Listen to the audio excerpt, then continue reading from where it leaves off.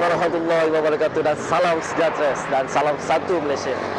Kini anda sedang menyaksikan Travelog bersama saya, hos anda Muhammad Haziq. Kini ni saya berada di negeri Kuala Terengganu. Kuala Terengganu, Darul Iman. Dalam episod ini saya akan menceritakan perkara-perkara yang best, tempat-tempat yang menarik, makanan, pakaian, budaya, everything. Saya akan bawa anda segala-galanya dalam Travelog ini. Alright, let's go.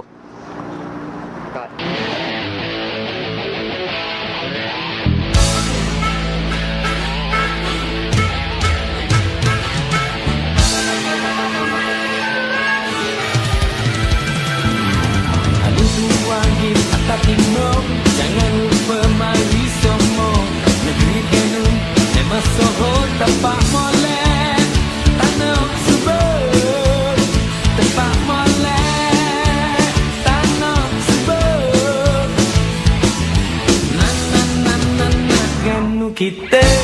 Alright, dalam cadangan Gempang Timur ni bukan saja saya tunjukkan tempat-tempat sejarah, tempat-tempat orang kata makanan. Okey, alright. Tapi kali ni saya akan bawa anda tempat yang paling popular di mana every pelosok Malaysia, setiap orang kata orang luar, pelancong asing juga akan datang ke tempat yang saya nak cakap ni. Okey, alright. Di mana saya berada iaitu di Pasar Payang. Pasar Payang Terengganu, masih di kawasan bandar betul-betul.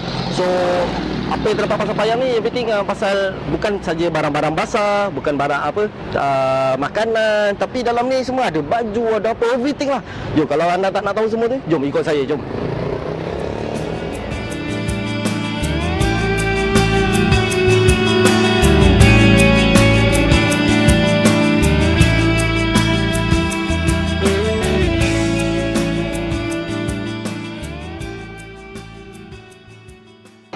Okay, alright.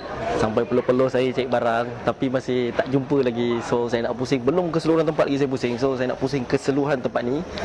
Saya nak, tak silap saya akan nak cari tengok bahagian apa tadi, bahagian perak dulu ke apa, barang-barang untuk dapur dulu. Jom pergi sana.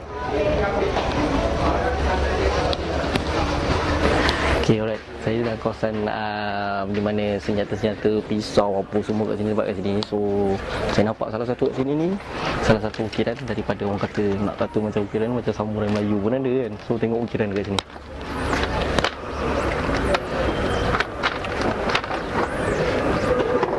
Penuh senihat. Awesome. Jom.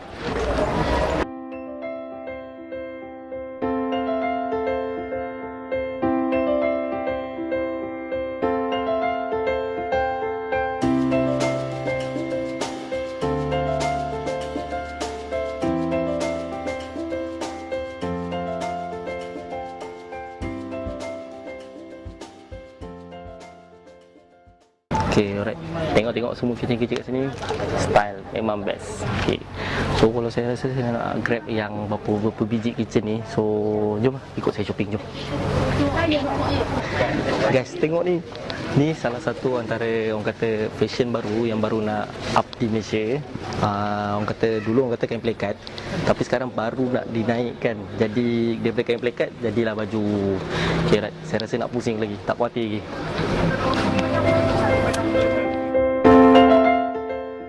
Harga songket di sini boleh mencecah sehingga ratusan ribu ringgit, iaitu setahu saya 800 ribu ringgit. So agak nilai di sini agak tinggi lah dari segi seni dia, cara pembuatannya.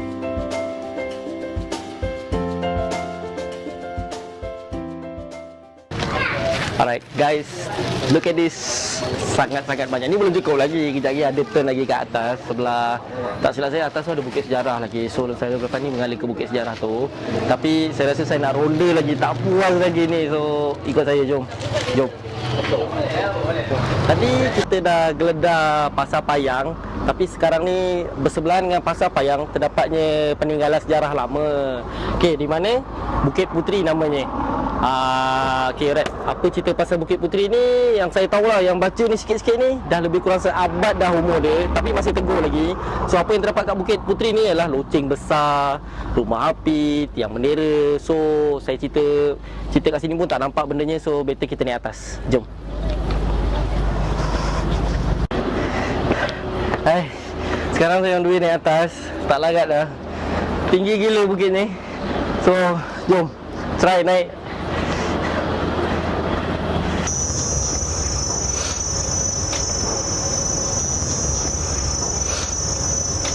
Kalau anda tengok sebelah saya ni, ni pula genta ataupun orang dulu panggil genta, tapi sebenarnya bahasa kita lah, bahasa sekarang loceng. So loceng ni merupakan daripada zaman pemerintahan Sultan Zainal Abidin ketiga lagi, berapa lama tu. So loceng ni dibuat daripada tahun 1908 masih. So dah lebih kurang seabad lebih jugalah, seabad lah kan. So kalau kita tengok loceng ni, apa dia punya kegunaan pada dulu masa dahulu, dia orang gunakan sebagai tanda, orang kata amaran, tanda berbuka puasa kalau dah masuk buka puasa lah kan. So kalau dulu kan loceng ni pun dah lama. So kalau ada orang menyerang ke, ada apa ke, so dia gunakan loceng ni, dia orang bell on the loceng ni. So maknanya ada amaran lah untuk negeri ni. So tengoklah. Okay, alright. Bersebelah dengan saya ni adalah singgasana di mana telah dibina oleh Sultan Baginda Umar. Singgasana ini dijadikan untuk tempat di mananya baginda bersemayam dan untuk tempat baginda berbual ataupun merancang strategi dengan pembesar-besar terdahulu. So, inilah tempatnya.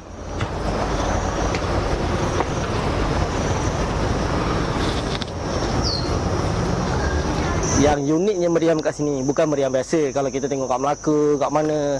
Tapi cerita kat sini, meriam dua orang kan. Dua, orang kata apa? Dalam bahasa Melayu, tak tahu lah, dua bilah ke dua apa kan. So dua meriam ni diorang mengatakan meriam ni adalah meriam beranak. So kalau kita tengok saiz ukurannya memang berbeza lah. Yang ni yang saya duduk sekarang ni, diorang katakan ni merupakan ibu dia dan tu anak dia. So kita tengok dia punya arah meriam yang ditujukan ni adalah kawasan pantai. Dia ni mungkin dulu orang kata dia buat kawasan pertahanan lah. So kalau ada musuh datang, so tembaknya dari atas ni.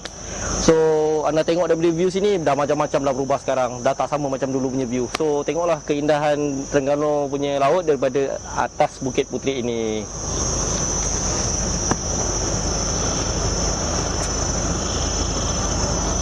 Sekarang ni letih pun pasal penat pun, macam-macam lah cerita nak naik atas ni. So saya dah sampai puncak dia. So daripada puncak Bukit Puteri ni, kita akan nampak keseluruhan Bandar Terengganu. Tak keseluruhan lah, nampak dah sikit-sikit. Okey, daripada sini bawah saya ni Istana Maziar. Okey, Istana Sultan sinilah. So yang belah sana tu, yang anda nampak bangunan putih ada kubah, ada apa tu merupakan Masjid Negeri. Masjid Negeri merupakan untuk dijadikan rasmikan lah untuk negeri Terengganu punya masjid utama. Okay, right, jom kita pusing lagi kat sini.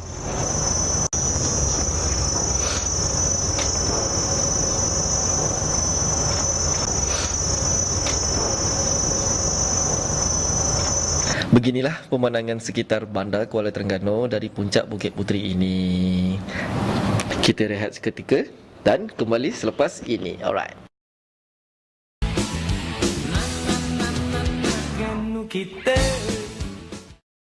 Baiklah, okey, bertemu kita kembali dalam rancangan Gebang Timur. Okey, di mana segmen pertama ni saya bawakan khas untuk anda, iaitu Nur Arfa Batik, di mana kat sini akan menceritakan tentang batik, macam mana nak canting batik, macam mana apa informasi lah tentang batik semua.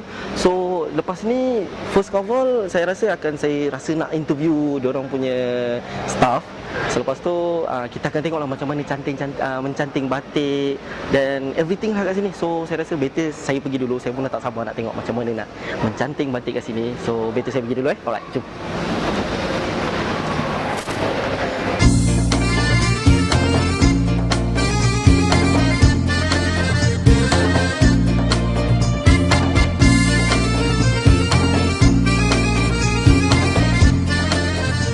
Nak belajar canting batik ni berapa lama kak?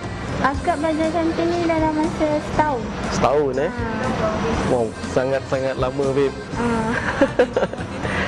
Akak ada lukisan kan, tadi saya dapat information pasal 4 motif kan? Contoh 4 motif dah apa tu? Yang akak boleh buat? Abstrak, flora, geometri. Oh tu tiga-tiga tu akak boleh buat lah. Akak boleh buat. Ingat senang je. Bukan kerja yang mudah. Okey. Shading warna kuning. Shading warna kuning. Bagian sini. Bagus.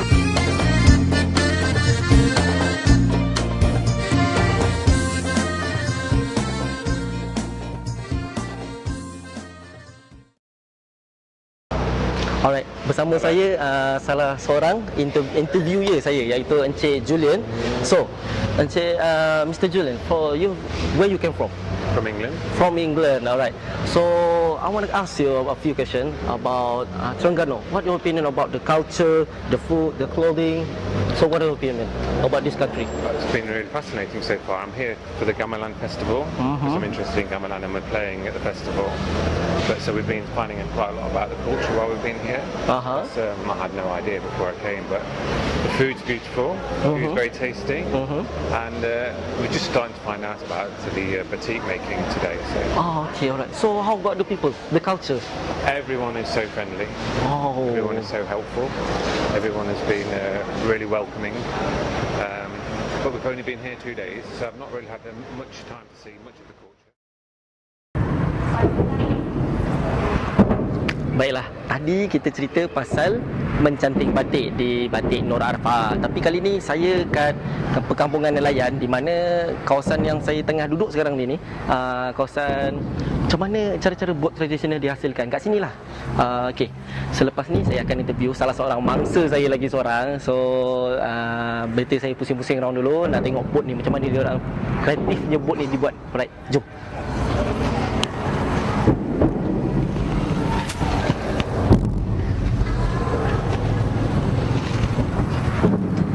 Okay, alright. Tadi kita dah janji kan nak cari siapa mangsa saya untuk diinterview. Okay, sebelah saya bersama saya Abang. Nama Abang? Ahmad Zuki tanya. Ahmad Zuki, Abang Ahmad Zuki. Abang Ahmad Zuki merupakan supervisor di sini. Okey bang, nak cerita sikit tentang kapal-kapal kat sini, bot-bot kat sini. Tentang pengalaman abang lah first of all kan. Okey, pengalaman abang berapa tahun nak buat bot ni? Lama, alhamdulillah kira 30 tahun lebih lah. 30 tahun lebih nak buat. Abang start belajar tu masa umur berapa tu? Umur 15 tahun. 15 tahun sejak di bangku sekolah bang Okey bang, berapa lama nak siapkan satu bot ni? Satu bot kalau 2 orang kerja boleh siap 3 bulan ke 3 bulan setengah hingga 4 bulan. 4 bulan satu bot. Satu bot 2 orang ni. 2 orang kerja. Cuba pasal cerita pasal kos satu bot ni berapa tu bang? Satu bot yang anggaran satu bot ni? Anggaran satu bot antara 150 hingga 170. 170,000. So saya tengok tadi pun satu bot memakan 15 tan papan eh?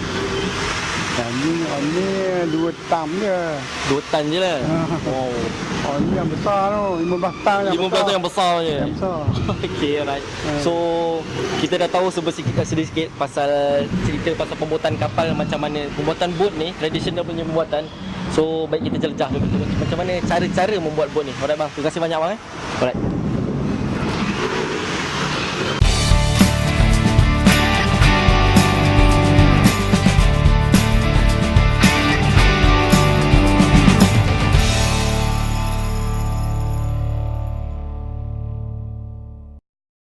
Jom ikut saya ke lokasi seterusnya. Haha. Okey, korang tahu tak saya di mana? Sekarang ni saya berada di Pulau Duyung, di mananya terletaknya tengah-tengah sungai, betul-betul tengah sungai, kawasan nelayan. Kalau nak tengok suasana petang-petang macam ni memang best. Orang kata sunset down. Okey, cerita pasal suasana kat sini.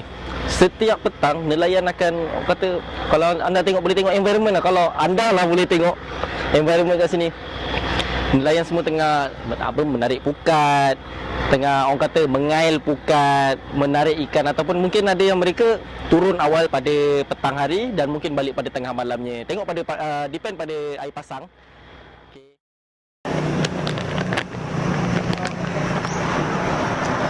Alright, tadi kita cerita pasal perkampungan nelayan dengan ikan.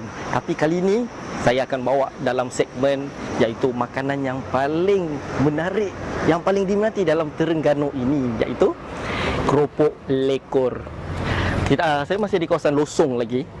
Belakang saya ni kedai keropok Losong adik-beradik, di mana makanan yang bukan setakat di Terengganu saja, tetapi seluruh Malaysia, setiap pelosok, babe, tak bohong, makanan kopok leko. Tapi nak cerita pasal kopok leko ni, dia bukan kopok leko saja je kan. Dia akan terbagi kepada lain-lain juga. Kopok leko, kopok leko, ikan celup tepung, sotong celup tepung. Tapi makanan ni bukan saja untuk berasaskan makanan yang menu yang untuk orang kata just makan, orang makan nasi, kita makan kopok leko. Bukan. Kopok leko ni boleh dijadikan snack. Alright. Makan di tepi pantai sama family. Cakap pasal pantai kan.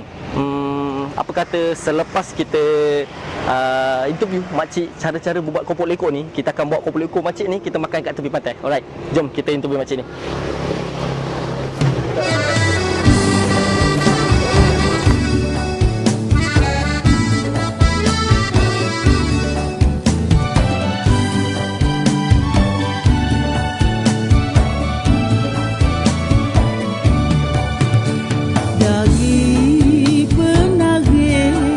Dari penarik ke Kuala Setiu,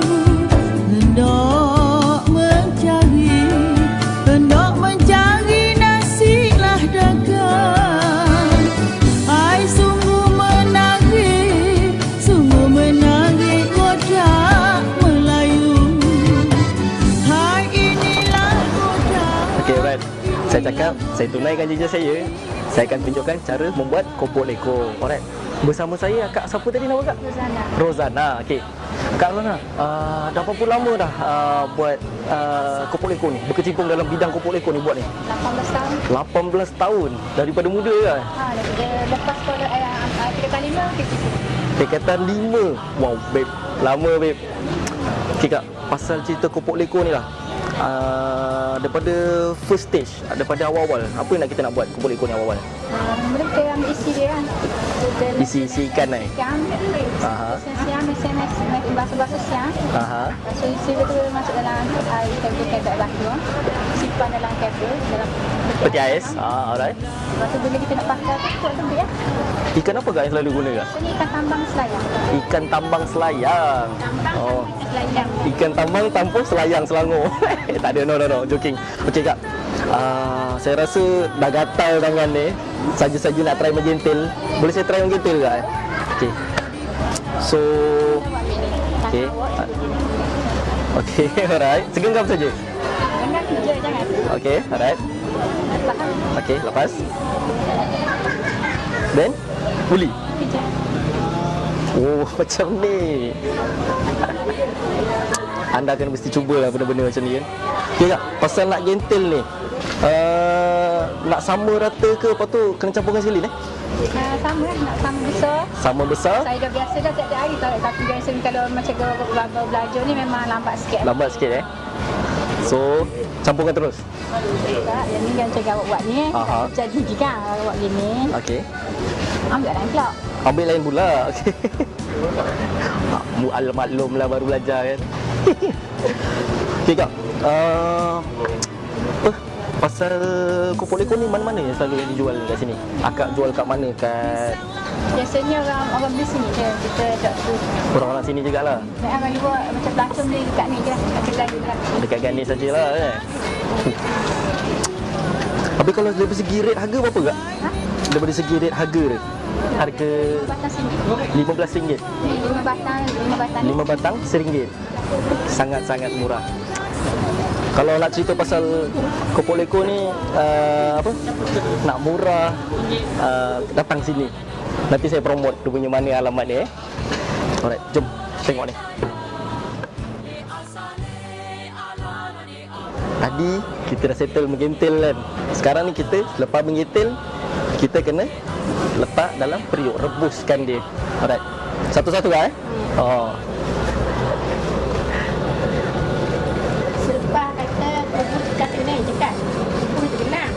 Habis timbul, dia gelegak dapat jumlah ni cakap cakap gitu. Tak, akak petua akak tu selepas bergelegak agak. Dalam periuk dia tenggelam. Dia tenggelam dulu. Lepas tu dia akan timbul, maknanya dah Dalam 15 minit masuk gelegak masuk. dia masak. Okey, so dalam 15 minit kita tunggu dia. Alright. Jom.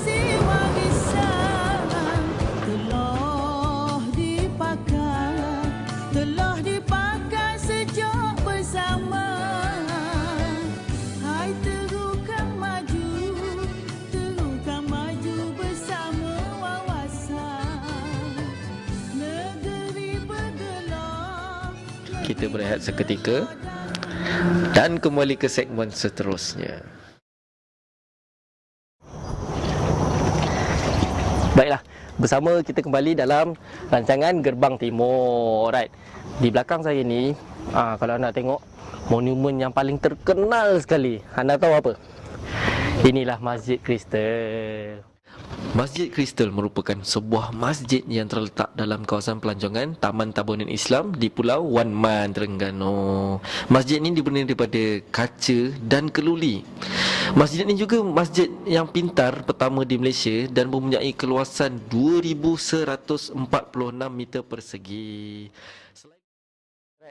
Sekarang ni saya dah berada pintu masuk, bukan utama tapi yang gerbang yang sebelum ni pintu adalah pintu Pak Gad. Itu gerbang pertama lah. Okey, yang ni pintu gerbang yang kedua di mana pintu masuk Taman Tabunan Islam.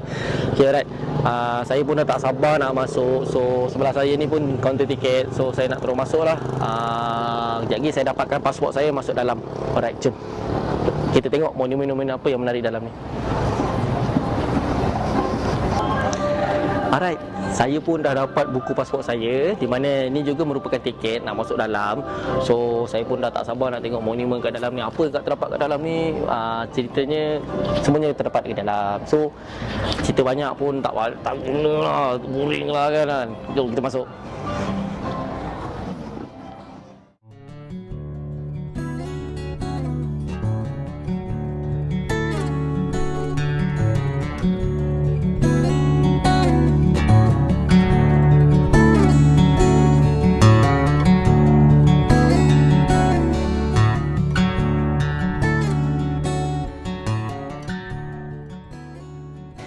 Sebelah saya ni Masjidil Haram. Walaupun tak dapat pergi sana kan, tapi niat nanti nak pergi sana dapat tengok. Ni pun jadilah dulu buat sementara.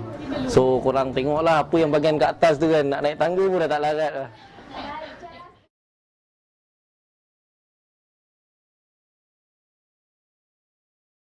Berada di atas boat di mana saya start daripada Taman Tabunan Islam tadi sebelah sana. Okey, alright. Boat ni akan bawa saya pusing di sekitar kawasan Sungai Terengganu ni. So, pengetahuan apa yang saya tahu lah sedikit tentang Sungai Terengganu ni, dia akan menghubung daripada air sungai sini akan mengalir ke laut. So, kalau daripada sini kita tengok dapat lihat, nampaklah dari sini Taman Tabunan Islam. Okey, kalau daripada sana tadi sebelah kanan saya, kita akan nampak perkampungan nelayan yang mana tadi kita nampak orang menghasilkan bot secara pembuatan tangan. So memang awesome lah kawasan ini. Memang semua overall kata complete set. Jom cuba tengok.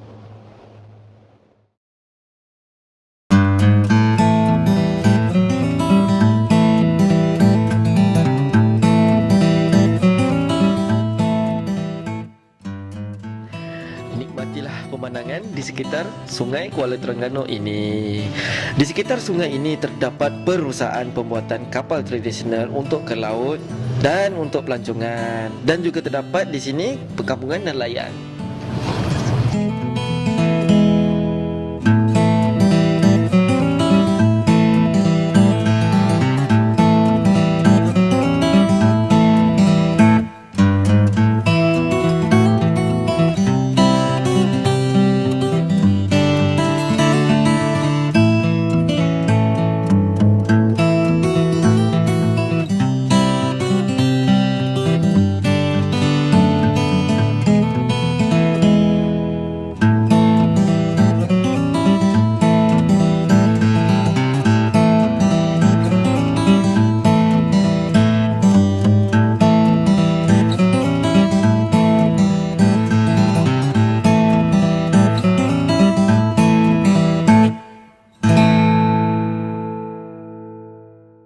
Sekarang kita akan ke lokasi yang terakhir, iaitu Pantai Batu Buruk. Alright, tadi kita dah beli gopol-ekor kan. So ni gopol-ekornya daripada Lusong, iaitu kedai adik-beradik. So sekarang saya rasa perut pun dah lapar, sangat-sangat lapar. dengan suasana. Oh, lupa nak cakap. Saya kat Pantai Batu Buruk kan. Saya dah cakap itu kan. Okey. Alright. So, saya dah pun dah kat sini. Saya pun nak makan. Saya nak enjoy saya punya kopo leko. Okey, alright.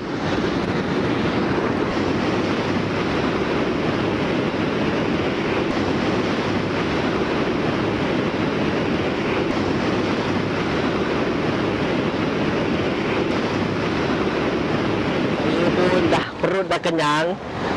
Saya rasa dah banyak pengalaman saya, informasi tentang Terengganu ni sejak saya pusing keseluruhan Terengganu ni. So saya rasa inilah ending untuk episod ini dalam Gerbang Tingor. So saya rasa saya pun nak berendam dulu. So jumpa saya lah next episode. Bye bye. Jumpa lagi di next episode.